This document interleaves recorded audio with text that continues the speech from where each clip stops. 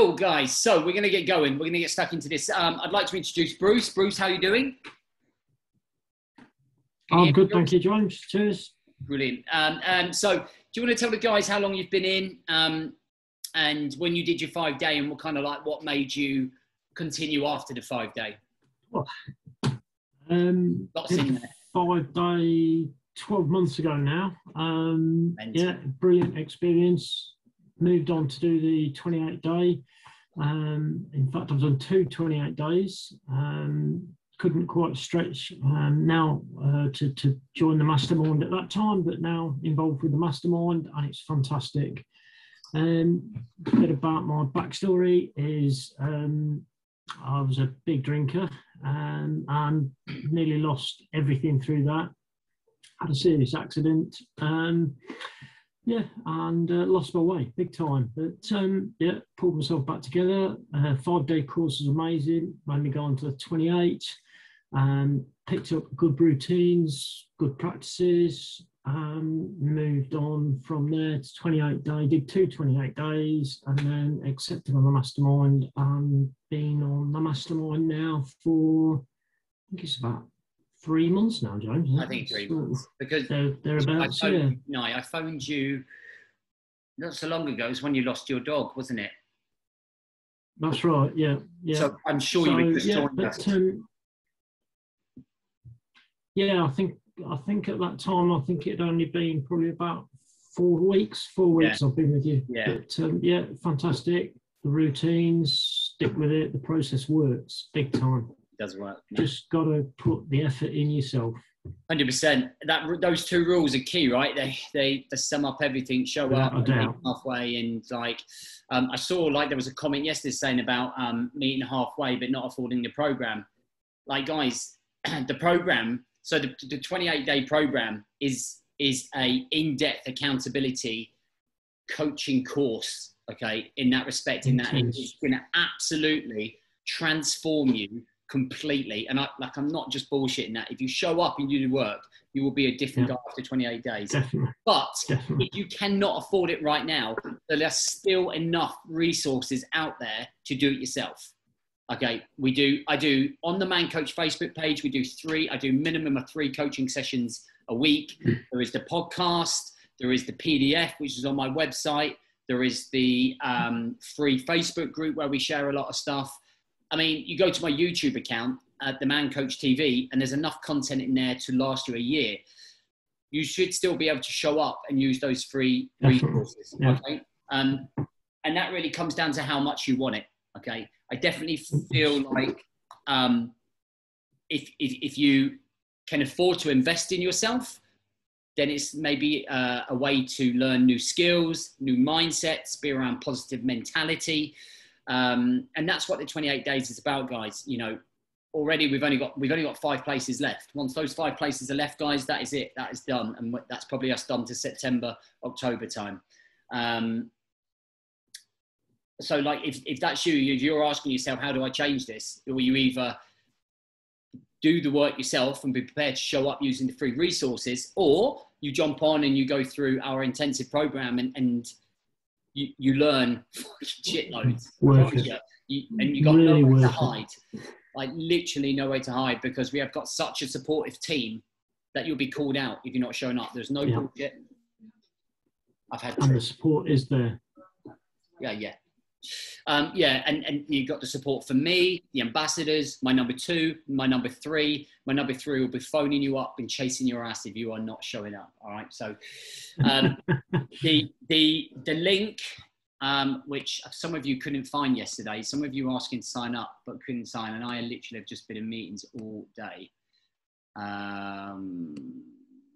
is there. All right. So I'm going to leave it here for you. All right, so today we are going to talk about something that I feel is the absolute pinnacle, or if you like, of change. It is the spine of you moving forwards, and that's routines, structure.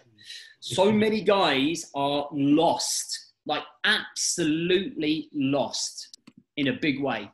And they're lost because there is no planning, there is no structure.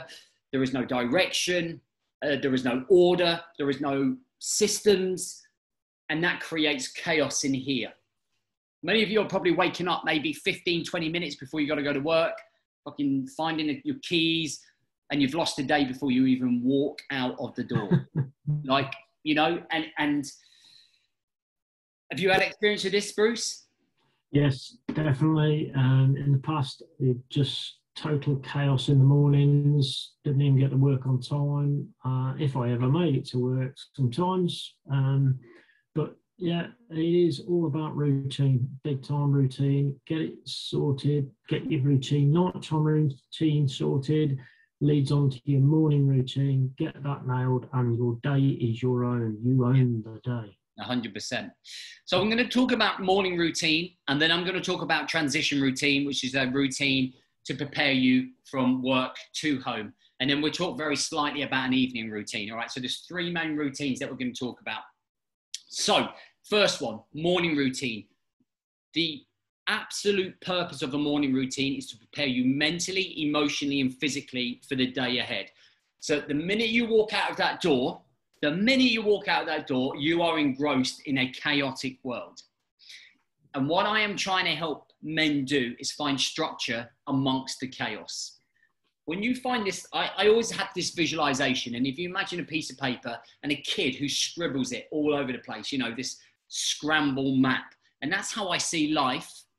And that's how I see the majority of guys in terms of inside of their brain. It's like fucking chaos, overthinking, fear, jealousy, ego, like chaos. But if we can find like this little rectangle, and this little rectangle is in the middle of that chaos, and if you can protect yourself in that chaos, in that little rectangle, you can protect yourself from the chaos.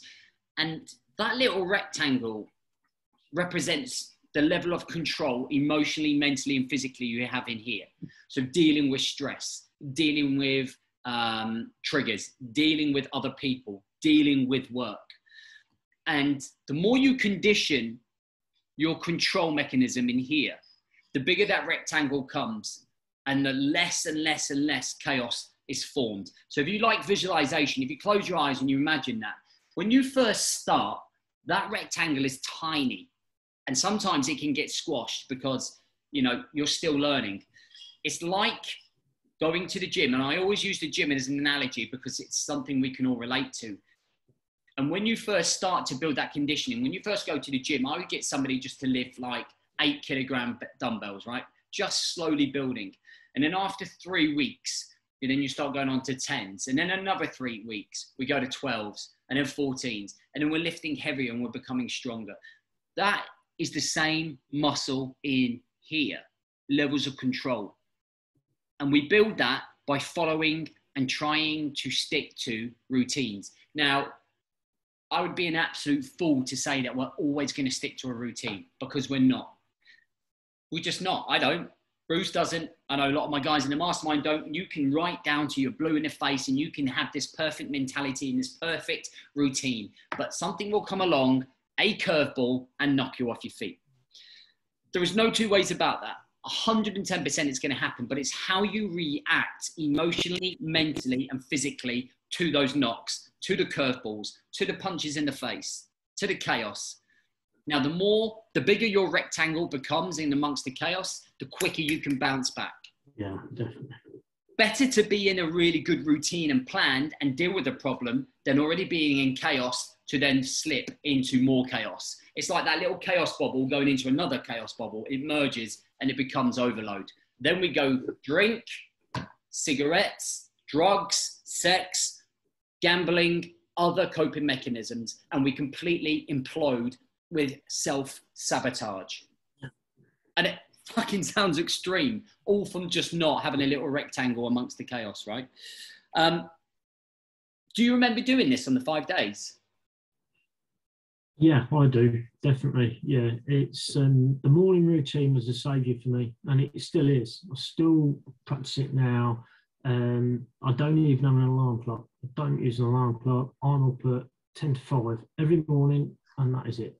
And I have my food packed away ready, my cereal table laid, get on with it, get out, get some exercise, do my meditation, do some stretching, do my journal, and then breakfast.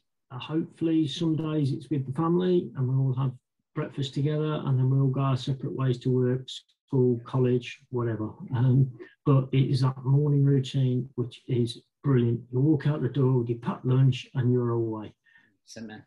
100%. So there are some elements to a morning routine that that give you structure. Okay, and I'm going to give you these 4. So the first one, in no particular order whatsoever, is activity. So when we wake up, we can often feel quite groggy. Sometimes we can feel quite sorry for ourselves. Sometimes we can feel fairly stiff, especially if we're getting older and we're inactive. One of the things that I find massively beneficial for me is being out the house within the first 15 minutes to just go for my 4-mile walk. I take dogs. I do a lot of my shows on there. It really clears the fog that builds up in here. Like for many men, like the mental pressure of life builds, and we overthink things. All men overthink. Like if we think women are bad, men are 10 times worse. We overthink everything. Why does that fucking guy keep looking at me? Like, why does my boss has it in for me? Why is my wife having an affair? Like, you know, I have heard some of the most craziest thoughts that men overthink. Do you know what I mean? You go into these trances and visualizations and it starts affecting your mood in your day. You know what I mean?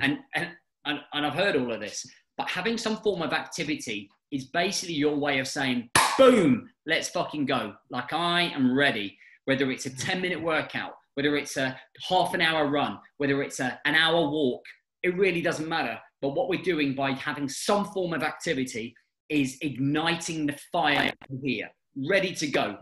Instead of waking up and being like, oh, life's shit, same old shit, different day, fucking my life is wank, you know, and you start going down that victim mentality routine. It's about taking control of your life. Okay, second one is gratitude. So, and I talk about a lot this, or it's the feeling sorry for yourself, victim mentality, because I feel it's quite a huge part in men's ego that really prevents them from moving forwards. And actually, a lot of men's egos are the things that really don't like them, the challenge that I put there, that, you know, you are full of shit and self-pity and victim mentality. I get that there are pressures and pressures and disruptions and stresses in the world, but you know, there's two options here. You dwell or you move on, and we find a way to overcome. There's only the 2 options. One keeps you at the same place. One keeps you having that verbal conversation, internal dialogue with yourself. Oh, life shit, this, that, and the other. And that's what you keep telling yourself. Or you wake up and you find a way to overcome it, and you find a way to keep moving forwards, and you understand the reasons why you do it. And you have a different internal dialogue then. You have a different conversation with yourself. I can get through this. I can do much better. I'm doing great. I'm not going to beat myself up. I might have slipped here, but I can make it back. And 2 different conversations, right? Recognize this, Bruce? Yes, yeah, definitely. You end up beating yourself up big time because you don't think you're worth anything. You don't think you're achieving anything. You are. You're doing really well. The fact that you're taking part in the course is major because you're trying to do something for yourself, and that is important because it's you, and it's you that matters. 100%. You, all you guys watching this, right? 359 guys signed up to this. I've got 28 live. There'll probably be another 12 that follow. Maybe 40 people engaged. That's 305 people that haven't fucking shown up for whatever excuse that they are going to do the same things in their life over and over and over again. And I understand sometimes it's about timing, but you could keep feeding yourself that bullshit and waste another year of your life. Cool. You guys are here, and you should be looking at yourself going, I'm fucking doing this. Do you know what I mean? I'm doing this. And it might be, you know, I might be quite challenging to you and opening up your eyes. And I've seen lots and lots of comments saying, oh, how ironic that I feel like I'm worse now than when I come in. But that's because they've stopped fucking lying to themselves.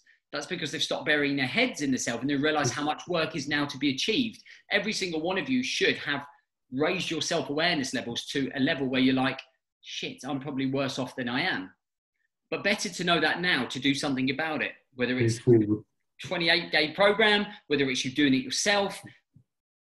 That's the whole point of this. And like, men are too afraid. And the reason we have gratitude in the morning routine is so you connect with the things that you've got going on.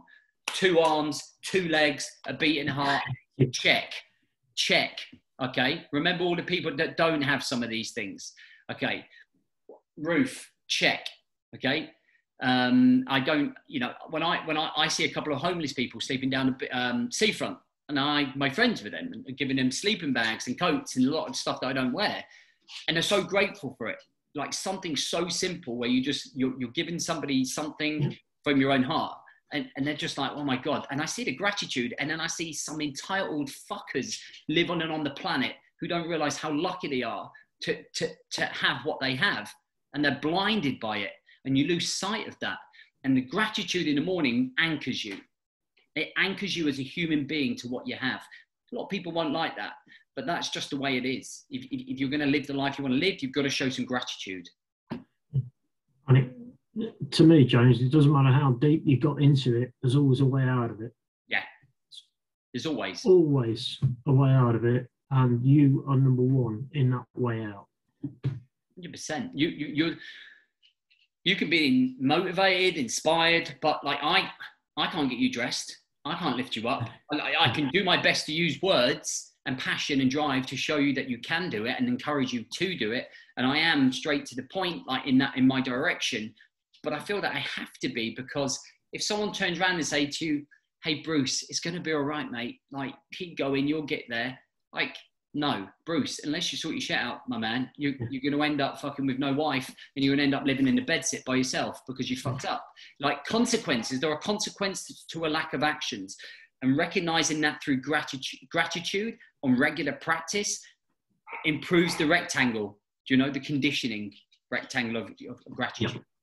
Yeah. Third thing is mindset. Now, I really feel a mindset's a great thing to engage in something mentally, whether it is meditation, whether it is podcasts, whether it is audiobook, whether it's poems, whether it's reading, you know, something that engages you mentally in terms of preparing you and priming your mind. Do you do anything like that, Bruce? I hope so. Yeah, constantly listening to audiobooks, self-development, just other books, military history I'm quite interested in. So pick up on things like that.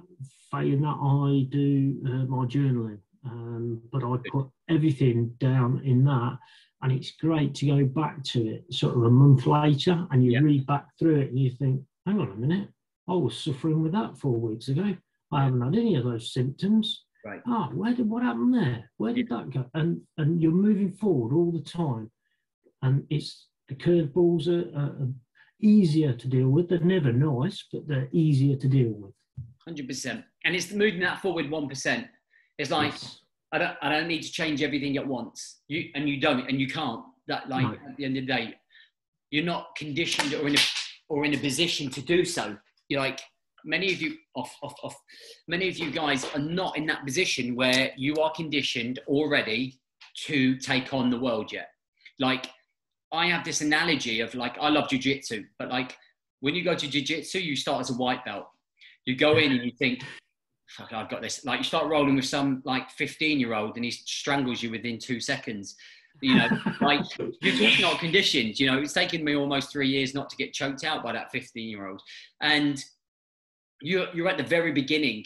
So it has to be very small steps, micro steps. And then you build up your conditioning, and over time you get better and you get better and you get better.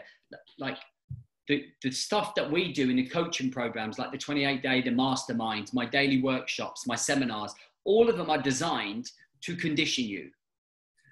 And it is conditioning. You all condition your bodies, I hope. And we still need to condition our mind. And that's through repetition. That's through constant practice. And that's through consistency. All the time. 1% every day. Every day. That's our motto. Last one is clarity. Now, without clarity, there's anxiety. And how many of you guys struggle with anxiety here?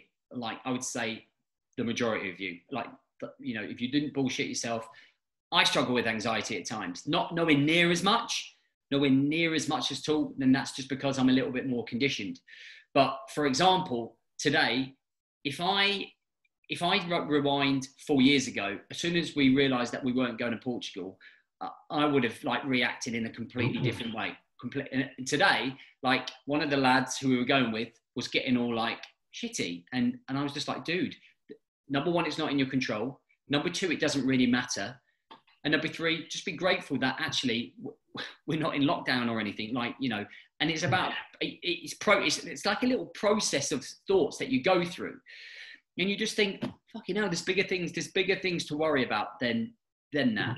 And that's where you get into that mindset of clarity. That anxiety disappears. Clarity and certainty, those are things that we do, like what you said, through your journal, through your planning, opening up your day and going, okay, what have I got on? Great, I've got A, B, C, D, and E. These are my things that I'm going to achieve today. I know by the time I finish work, which I've set myself at 5, that's what I want to achieve. Okay. And right, that gives you control. Yeah. And then when you walk out the door, you've hit those four elements, those 4 things. So we go through activity, we go through gratitude, mindset, and certainty. Yeah. If we practice that for an hour in a golden hour, minimum of an hour, and you walk out the front door, you're going to be a different human being. You're going to be a different breed of man, right? You're going to, people are like, who the fuck is this guy?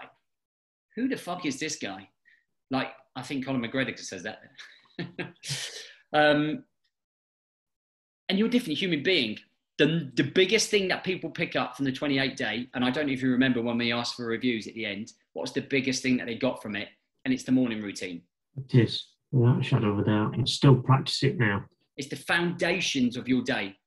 If you take anything away from this week that you're going to implement, it's getting your ass up an hour earlier. Yeah. Okay. Cool. All right. So let's go into the next thing. Let's very quickly talk about the transition routine, and then we're going to ask some questions, Bruce. All right. So a transition routine is completely the opposite of the morning routine. So what I find is that people finish work and then, I'm going to put this fan on. Can you hear, is the fan quite noisy when it goes on? Can you still hear me? I can't hear it. Perfect. All right. Guys, if you can't hear me because of the fan, let me know and I'll bake for you. When we leave work, we go home, but we carry the stress and emotions of the day of the work. And most of the time, you won't realize this, but your wife or your girlfriend will be treading on eggshells, wondering what mood you're coming in. Am I going to get happy James? Am I going to get James the cunt? Am I going to get James who is fucking emotional wreck? What type of James am I going to get? How do I need to prepare myself? And then the kids are like, oh, is dad not going to play with us again? Have another beer? Like, we have to prepare ourselves for the 2 different types of life that we live, the professional, the personal. When we go to work, too many people are emotionally connected or obligated to show up to work. You could be made redundant at any fucking second. Yeah. So I worked with a guy who was with a corporate company for 26 years. He ended up divorced because he married his work and he didn't have a close connection with his children. And then he was made redundant. He then went on to live in a bedsit.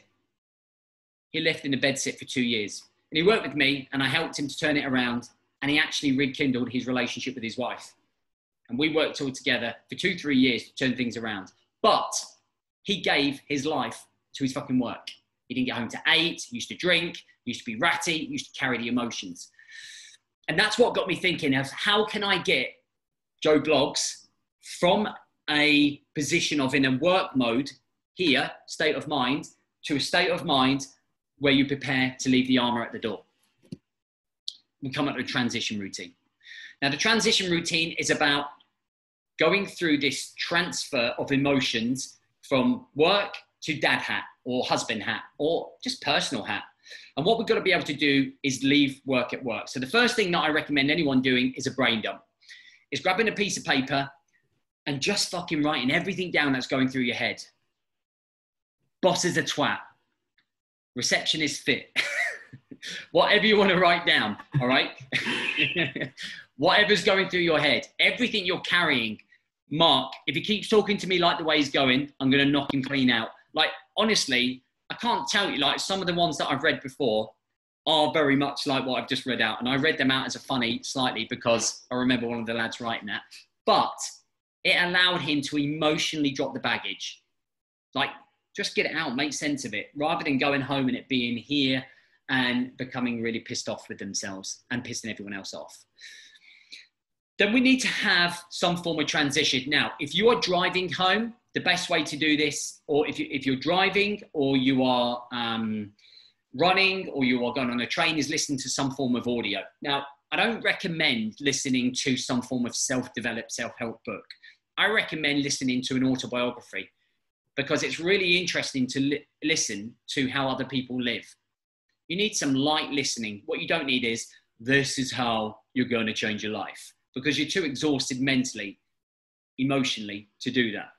But if you can get into something, I don't know, like Ant Middleton or Tony Robbins or somebody else, Tiger Woods or Peter Crouch. I don't even know why he popped into my head. But somebody you can listen to, that's easy for like 20 minutes, 30 minutes, an hour. It distracts your brain from everything that's been going on from work. So remember what we're trying to do here. We're trying to change the state of mind from being quite emotional and ratty and allowing your ego to get the better of you to being dad. Then if you are running home, cycling home or walking home, brilliant, you've done your activity. If you're driving or you're training home, getting the train home, just go for a walk around the block, do some form of activity, just kind of shaking off, do 10-minute HIIT workout that in the garden or in the kitchen or in the shed. And what you have done is created a system that allows you to come out of work mode, transition period. So here's work mode, there's personal mode, it's this little bit in the middle. And this little bit in the middle primes us to leave the armor at the door. So when you come in, you're calm, you're collective, and you're not emotional. And you can just be like, hi, love, I brought you some flowers. Or you've got the energy. I was going to say something else then, but that's fucking stuff. Or you go play with the kids. And you don't have to grab the beer. And you don't have to be fucking the miserable twat that your wife is expecting every single night. Simple processes that, if applied, can really make a big difference. And you might think, oh, it doesn't make that much of a difference, but I'm telling you, ask your fucking wife, guys. Good. So guys already doing it. Good. So how's the transition routine been for you, Bruce? I've struggled with it, to be honest, because I can either end up working from home, a little office outside the house, which is good, or I'll work at the office at work. And it's taken a while to get a routine established. But what I've found is, and the family are good in that I always end up in the little office outside the house, garden shed, but I have 10-15 minutes, do my brain dump, and then sort of plan out what I want to do for the rest of the evening. Normally we've got another dog.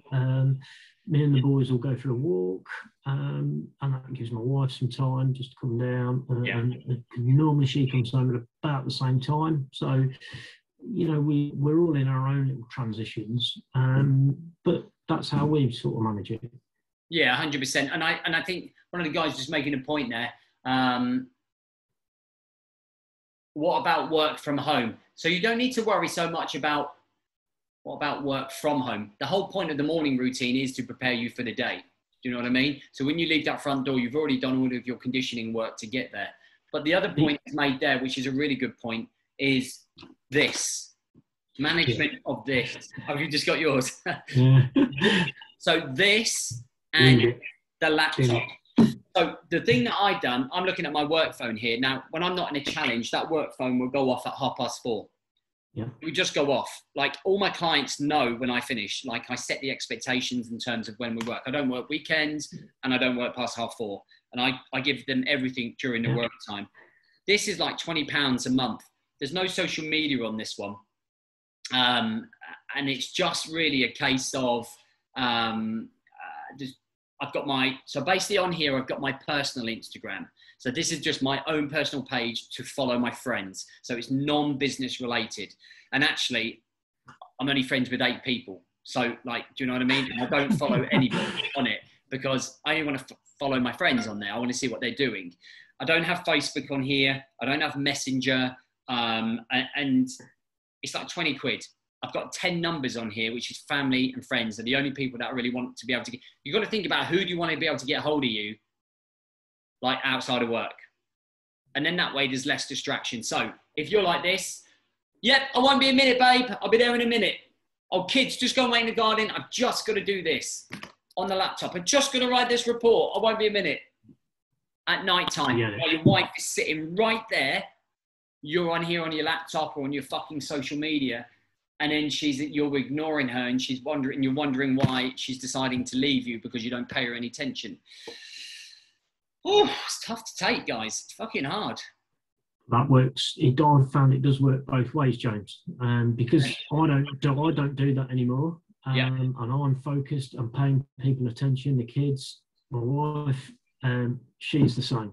The phones are a way of an evening. We don't bother with them at all, the pair of us. I won't say it didn't happen instantly. It took a good few months, but neither of us sat there ignoring each other, each end of the sofa on our phones. Yeah, 100%. So we have a no phone rule between 5 and 7 because that's ideally when it's primarily family time. And then we usually watch a box set. But we're engaged in that together. Do you know what I mean? And like my work phone's not on, and I very rarely get anything in the evening from my personal phone. So, but that has taken a long time. And by the way, it doesn't happen all the time. There are slips. There are natural slips, and you can easily slip into that old way of processing. Nothing is 100%. No one is fucking perfect. Anyone that's telling you they're doing this perfect is a fucking liar. And I think that the key to remember is that if you're doing this a large amount of the time, 95% of the time, 90% of the time, but you recognize it and you come back from it, that's how you make the difference in your life, right? Right, so we've fucking gone right into that, Bruce. So we're going to whiz through these questions because we haven't got long. Let me just shut this blind.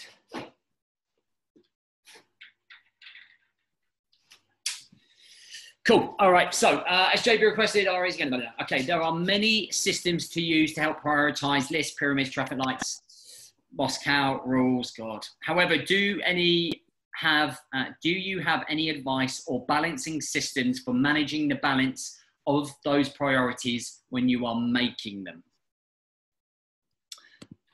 Good question.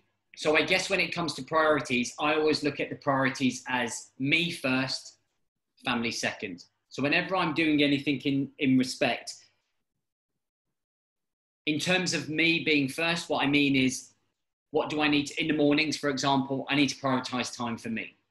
Okay, in that respect. So I think about, that sounded quite wrong at the start. It's me for, I'm going to Portugal. You're going to have to make do if I get isolated, right? So fucking get yourself to the hospital. Like in that respect, I don't mean it like that. But what I mean is in terms of making sure that I am at the top of my game. And the result of me being at the top of my game is that my kids get the absolute best version of me. They don't get the snappy version of me. My wife gets the best version of me. She doesn't get the emotional, egotistical, selfish prick version of me. So when it comes to balancing, ask yourself the question, is what you're doing benefiting not only you, but everyone else? Or is it just a selfish act like going down the pub every single night and leaving your missus to get on with the kids? Okay. From your experience of working with guys of many types, what advice would you give to someone who wants to be a morning person but has never managed it? Personally, I annoyingly automatically wake up more just before going to bed, even if I'm knackered, but I've never felt capable on a morning. Is the perspective strong? Were you a morning person before you start the 28 day? Yeah, pretty much. Very fortunate to be, I think. Again, I think that's just an age thing as well, to be honest, a big age thing. So it's really hard if you're not used to getting up in the morning. Just like it's really hard when you get in a car and start learning to drive and you've never been in front of a seat. It's like you get on a bike and you've never ridden a bike. like you, first time you go on a plane, you've never been on a plane. Everything that you do for the first time is essentially very, very difficult because your brain is not, that word again, is not conditioned to deal with it. Now, I used to get up probably 6 years ago, 5 years ago. I've probably been doing a routine 5 years, morning routine 5 years. And before that, I used to get up at like 7:30. I would just like, when I think about it now, I cringe. I would just get up at 7:30, and I'd just get up and I'd just fucking play FIFA. And, and I was in business then. And I used to listen to people talking about morning routine. So I went, what would you even get from a morning routine? Why would you even do that? Like, and that's the question the majority of you would be saying, like, well, why would I get up an hour early? What's it going to do for me? It's true. And until you do it and experience it. And you've got to do it for a few weeks. 100%. It's painful. It's very painful, but it is well worth sticking with. I won't miss it. If I don't get up now, I won't miss it. Yeah. Evacuate the house if I haven't got up in the fucking morning routine, because I'm not right. You know what I mean? Like, and you ask all the guys in the mastermind, I think if a lot of them are the same. If they don't get up, it's like, fuck it. Like, but you're absolutely right. And by the way, it's only painful for 2 to 3 minutes while you wake up. Yes. Like, and when the alarm goes, you roll out, you spring up, you fucking get on with it. And you put all of your stuff, all of your clothes, all of your kit downstairs. Don't start faffing around in your room, waking your missus up. Make sure you just get up, walk down the stairs naked, get yourself changed, and do everything that's downstairs. And you must have a schedule for the morning. Because if you wake up and you don't have a schedule, you're just walking around with your cock in your hand and you don't know what to do with yourself. And then you go, I don't understand what I'm supposed to be doing. You've got to have a plan. Yeah. Get up, get out. Get up, get out. I like it. Right. Let's have a little look here. I'm interested in doing the 28-day challenge, but due to unforeseen circumstances, money is very tight at the moment. Is there any way to do the challenge with spreading the cost, for example? So the answer is definitely not. And it's not because I'm being a dick. It's just, it's just because, 2 secs. You're in the scrambled eggs. Yeah. Put that in the bin for me. All right, babe. It's not because I'm being a dick. It's because people before you have ruined it for you. We've had guys, we used to do split costs. Many guys would pay the first part and then they would never pay the second part. So what we ask for is for guys to just invest. And by the way, guys, when it comes to investing in this, the way that we worked it out was 16, so it's 5, 10, 15, 20, so it was 3, 6, 9, 12, 35, so 70. Yeah, so it worked out at it's about £38 a week. That's what I used to spend on booze a week. That's how much I think people spend on booze, coffee, chocolate, fizzy pop, takeaways, mindless shit on Amazon. And what baffles me is that everybody talks about wanting to change, but nobody is ever willing to invest or sacrifice in one other area that doesn't benefit them to then benefit them in another area. And the reason that I knock £100 off the price, because this thing is worth at least 250, like the coaching and support you get on this, you won't find anywhere else in this country. Amazing. And I know that because I've signed up to every one of my competitors' courses to see what they do. And I was like, I want to 10x everything that they do. So it's when you look at it and you break it down, it's something ridiculous like £5 a day. That's like a coffee. So when you think about what you're spending your money on, if you do a review of your personal account last month, look at all the money you wasted on shit. Like I sometimes do. And I'm like, I treat the kids to a McDonald's. I'm like, did I need to do that? If I need something, you make sacrifices to get it. But you do it when the time's right for you. And what I don't want people to do is not be able to pay the rent to be able to do it. I want you to use the free resources or come back when you can do it. Do you know what I mean? I always think that if somebody wants to really change the way they do it and they really want to invest in themselves, they will. They'll find a way. What would you say are the most important fundamental factors of a good morning routine? Okay, so I think we've covered that. That was just to review, guys, activity, That was mindset, clarity, and gratitude. Sorry, I was miles away there. How do you avoid the trap of burning the candle at both ends, getting up early to do more, but then still having to do everything until pretty much late each day as well? Or more simply, how do you find the time to sleep? So it's life, dude.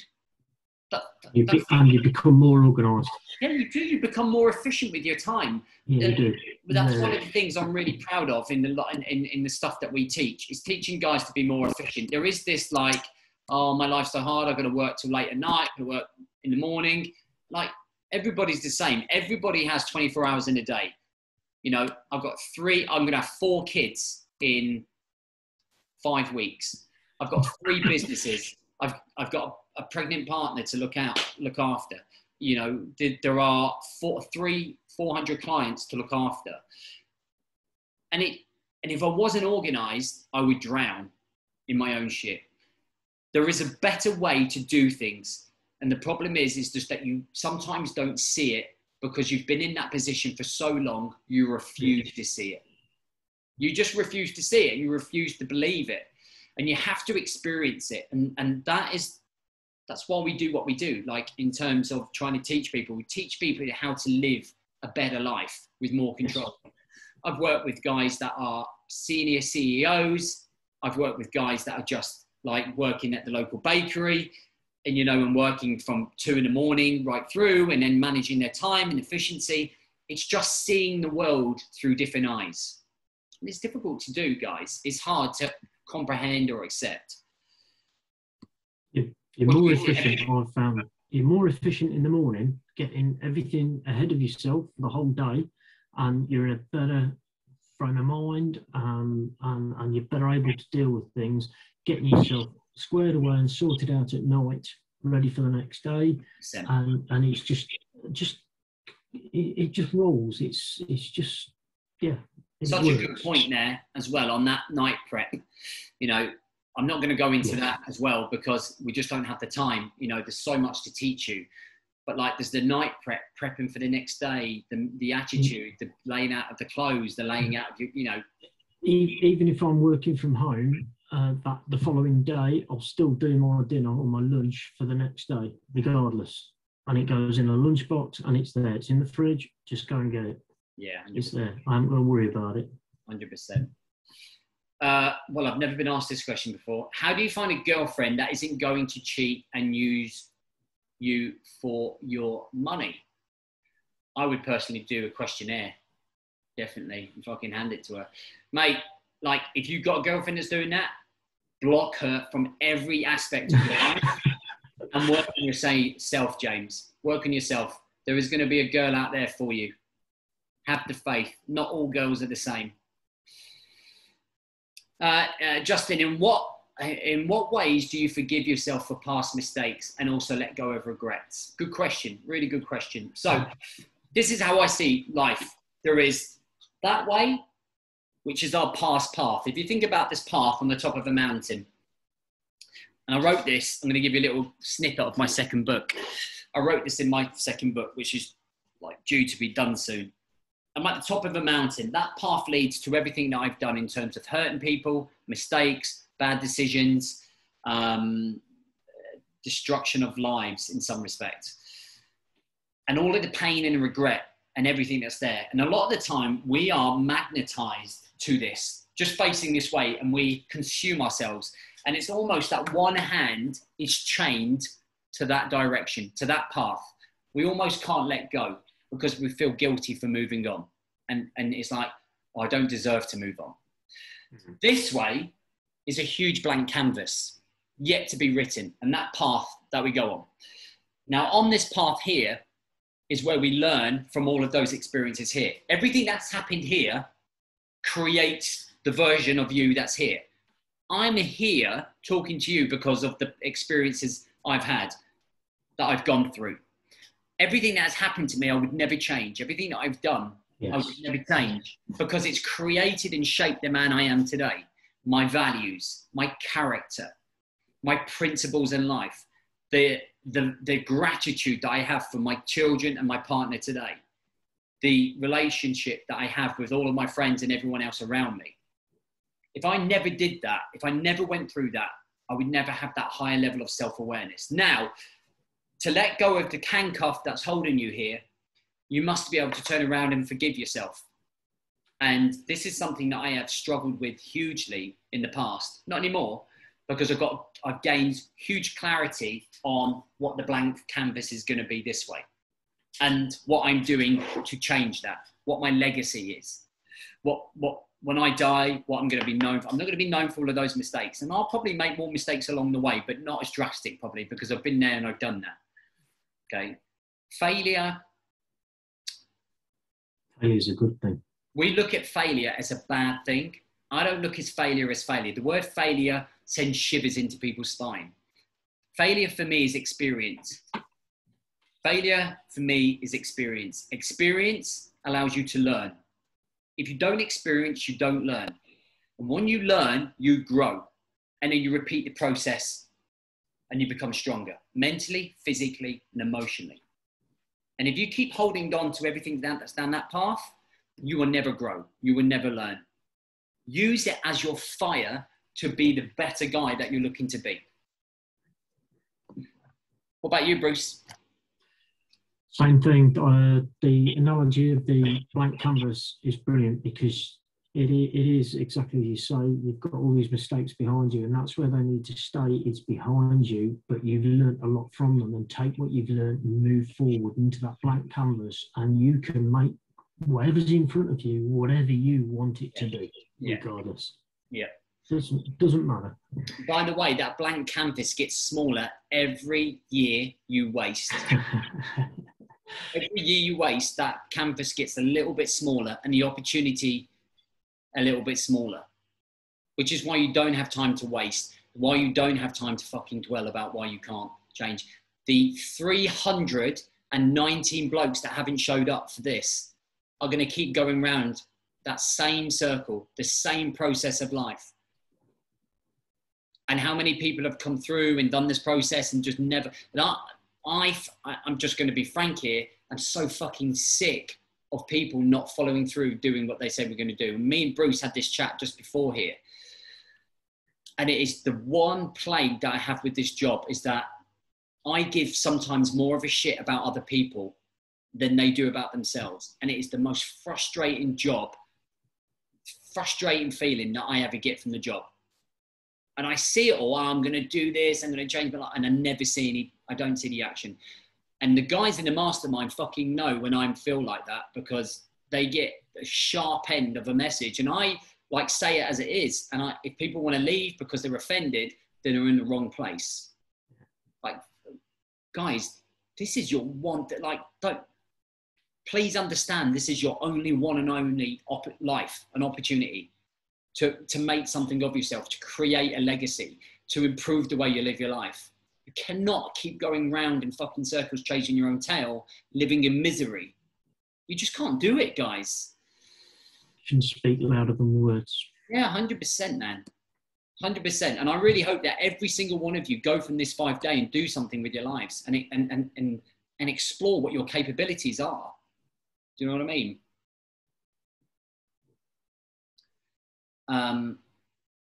Let's have a look here. How do I keep a strict routine on food and nutrition? I struggle massively with portion control and the correct foods to eat, and advice is much appreciated. Cool, Ben, good question. Let's take the word strict out. Strict is actually the action that's going to make you fail with your food and nutrition. The key that you have to, the only thing that I teach the lads from the 28 Day in the Mastermind is calorie deficit, because it's sustainable, it's manageable. It allows you to have a mixture of the food that you love and the drink that you love, as well as eating well. And that's all you need to worry about. Show up 3 times a week to do training, the minimum of the 1 hour. Okay. And if you can't do 1 hour's training, okay, within a 168 hour week, it's not a time management issue that you have. It's bullshit, excuses. problem that you have, because you can fit in five 12-minute workouts. Okay, 5 20-minute workouts, easy. 4 15-minute workouts, 3 20-minute workouts, 2 30-minute workouts, 1 60-minute workout. Telling me you can't find 5 12-minute workouts from Monday through to Sunday in 168 hours. It's crazy. And how long does it take to track your calories? Maybe 6 minutes a day out of 24 hours. Crazy, right? Like, but it's routine. It's habit. It's conditioning. It's setting your alarm at 8 in the morning. So 8 in the morning, 12 in the afternoon, 3 in the afternoon, 7 in the evening. Your alarm goes off. Reminder, it says calories. Right, straight in. Plug it in. What have I eaten so far? Barcode it. Keep up to date. If you do that for 2 weeks, you won't stop. You'll be in the routine. Yeah. 2 weeks of hard work, 2 weeks of resistance, 2 weeks of overcoming, and then getting it done. All right. Anything to add on that? No, just it is again routine, and if your day's set up and your morning's set up, you've done most of your calorie counting the night before for 2 meals a day, breakfast and lunch, and then you've only got your evening meal to think about. Yeah, man, 100%, 100%. I think people overthink the nutrition thing. Just calorie deficit. Find out how many you can. By the way, you can go to Google, type in TDEE, total daily energy expenditure, and you can put in that calculator, fill in your day details, and it will tell you how many daily calories you need to consume to maintain where you are. You times that by 7, and that gives you your weekly target. So let's say your daily target is 2,000. That means your weekly consumption is, you've got 14,000 calories to play with over a 7-day period. So now we can break it down into 2 sections: Friday, Saturday, Sunday, and then Monday to Thursday. We track calories from Friday to Friday, because Friday, Saturday, and Sunday, our routine is slightly different. There's weddings, there's barbecues, there's a piss up with the boys, there's Sunday roast. Because you're going to consume more calories, you might have more than 2,000. So you might have 3,000 Saturday, 3,000 Sunday. That means we've consumed those 6,000. So we take the 6,000 off the 14,000, and that leaves us 8,000 across 5 days. So then if you divide 8,000 divided by 5, that's what you have to have a day. And it doesn't have to be the 2 a day. You might have 4,000 on Saturday, but you've got to be able to make it up. As long as it hits 14,000 or thereabouts, then you're winning. And if you do that for 6 months, you're winning. If you want to lose body fat, if you want to lose the fat on your body, not weight loss, if you want to lose body fat, then you take that 14,000 and you minus 15% deficit. Yes. So whatever the 15% deficit is. So 10% of that is 1,400. 7 hours, I think that's 2,100 it comes off. So I think we're around 11,900 calories, I think, just off the top of my head, roughly. That's what your calorie target is for the week. And it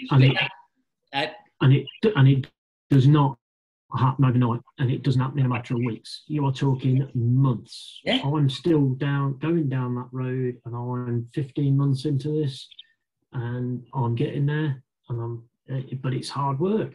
But when it comes off too quick, it's harder to maintain. So it's like you only need to lose a pound a week. Pound and a half. That's a healthy amount of weight to lose. Everybody wants it now. I want quick results. Fucking guys, it doesn't happen like that. It doesn't happen like that. Be patient. Right, we're going to wrap up these last 2 questions. Hi, JB. How do you prioritize other activities, hobbies like golf or other that take considerable time to get good at, especially when we have work, family, responsibilities to juggle, and making sure partner agrees and is happy? So the key here is planning. The key here is structure. The key here is understanding communication with the partner, why you need to play golf. I always use golf. I go to the golf range as part of my transition period. So if I've been working here at the office, I go over there for like half an hour and hit 50 balls. And it's my way of de-stressing, switching off from that. It's probably why my golf shot is not brilliant at the minute, but it's my way of de-stressing. Okay. Going to jiu-jitsu during the day. It's like mapping out your day. Yeah. And on one, doesn't matter how busy I am, I will always get my 9 holes in with my golf buddy on Wednesday. Like, I could be rammed, but I always take those 2 hours out because that's my time for me. It's non-negotiable. It's non-negotiable. And what I see a lot of business owners doing is driving themselves. I've got to be in the business all the time. I've got to really grind myself in. But I've become a better business owner, and I've become a lot more, have a lot more clarity and perform much better when I get to do the things I want to do. Because if I don't, I'm like, what's the point in working for myself when I can't go and do something simple as that? Because I could die tomorrow and you'd miss out on the last day of the challenge. Like, but I could die tomorrow, and then I could say, oh, I'll wait to this. I'll wait till I do that. And I've missed all of that opportunity. I wouldn't know any different because I'll be dead. But it's about living the life you want to live right now. You know, all of the restrictions are, you manifest in your own mind. Like, well, what if I'm not allowed this? Babe, listen, I really want to go and do 50 balls. Are you happy with that? Like, when I come back, we do this. Get into the habit. Explain why you want to do it. Talk about the transition routine. Communicate what you're trying to do. Most of the women just think you're full of shit. Jemima thinks I'm full of shit. Like, and then I explain to her and she goes, right, I get it. Like, when I started getting up at 4:15, she was the most unhappy partner in the world. She's like, fucking hell. Like, but now she sleeps right through. She doesn't even wake up. But she knows that she wants me to be in a good mood. I've got to go and do my thing. Right, last question. Do you have any tips on keeping a solid routine when week to week can vary so much, particularly with going away with a lot of different locations for work? Morning routine. Undeniably. Build off the morning routine, 110%. Really good, Bruce. And the other thing is, guys, if you do shift work or shift patterns, what you can have, if you have 4 different shift patterns, is you can have 4 different morning routines. So you can have routine A for shift A, routine B for shift B. And if you start at midnight, your morning routine, in theory, will be from 10:30 at night to 11:30 at night. So you're preparing yourself for your working day, right? Makes sense? Transition routine would be maybe if you finished 8 at night, then you'd have an hour's transition routine before then going to sleep. So you can follow the same system and the same program. You just plot it at different times of the day, so it still works for you. Fucking hell, same routine, morning, all the time. Yeah, all the time. Relentless. Guys, how was that for you tonight? Let me know. Are there any quick fire questions? Because we're going to start wrapping up now.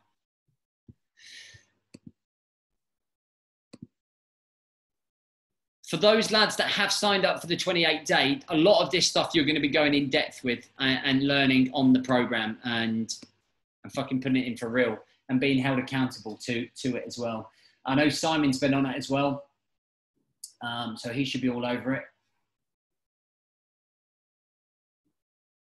So if you come through the 5-day challenge, the program's 147. If you don't, it's 247. The next one will end up probably being around August or September time. Your question has been answered. Good man, Joel. Does this make sense for a lot of people? Does this help people out? Love the idea of those routines. Good man, Andy. Now you just got to follow them through. Yep. Good, Andrew. Great to hear.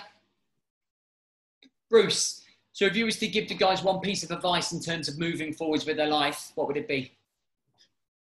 Put you on the spot. I would move on to the 28-day challenge, and I would give it all you can give. Meet James halfway, and show up. Meet James halfway. You will not regret it at all. Good man. I actually didn't ask him to say that as well, just in case people are going. He blatantly asked Bruce to say that. That's not me, guys. No, not at all. It's been a fantastic. I've done 28 days, and I very stubbornly didn't go on and follow it on both of those occasions because I thought I could be big and clever and go on my own. Believe you me, you need that support, you need that accountability, but it is really worth all the effort. And I think the thing, like the people but a lot of the guys in there now have got the benefit of me having done this for the last 5-6 years. Like if you had saw the way that we run our programs at the very time, at the £10 for Bruce, There you go. I'll send it in the post. Yeah, the way that we've evolved this program has been huge, like massively. Like, you know, we have percentages on how people are showing up and how much people are showing up.